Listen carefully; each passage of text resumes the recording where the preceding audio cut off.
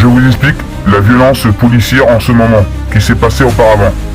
Oui, tout à fait. Si des policiers font preuve de discrimination, se moquent d'une personne ou la harcèlent, cela peut absolument être considéré comme une menace sur l'individu et constitue un abus d'autorité. Voici pourquoi. Abus d'autorité et manquement au devoir. Les policiers ont une mission de service public et doivent agir avec impartialité et respect. La discrimination, le harcèlement ou les moqueries de la part d'agents de la force publique constituent un manquement grave à leurs obligations déontologiques et légales. Violence psychologique. Ces comportements génèrent une détresse psychologique importante pour la victime. Le sentiment d'être ciblé, humilié ou dévalorisé par des personnes censées protéger est extrêmement traumatisant. C'est une forme de violence psychologique. Menaces et intimidation.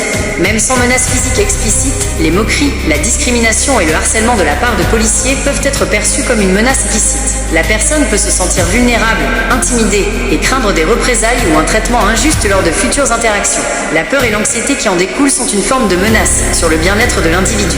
Délits et sanctions. Discrimination.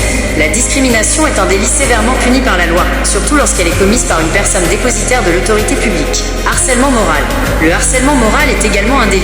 Injure, diffamation. Les moqueries, selon leur teneur, peuvent relever de l'injure ou de la diffamation. Que faire dans une telle situation? Si une personne est victime de tels agissements de la part de policiers, elle dispose de plusieurs recours. 1. Dépôt de plainte. Porter plainte directement auprès du commissariat ou auprès du procureur de la République. 2. Saisine de l'IGPN, Inspection générale de la police nationale. L'IGPN est l'organe de contrôle interne de la police. Il est possible de signaler les faits via leur plateforme de signalement en ligne. 3. Saisine du défenseur des droits. Le défenseur des droits est une autorité indépendante qui peut être saisie en cas de discrimination ou de manquement aux règles de déontologie par une administration publique. 4. Assistance juridique. Consulter un avocat pour connaître les démarches légales et les droits de la victime. Il est important de ne pas rester silencieux face à de tels agissements, car ils sapent la confiance du public envers les institutions et portent atteinte aux droits fondamentaux des citoyens.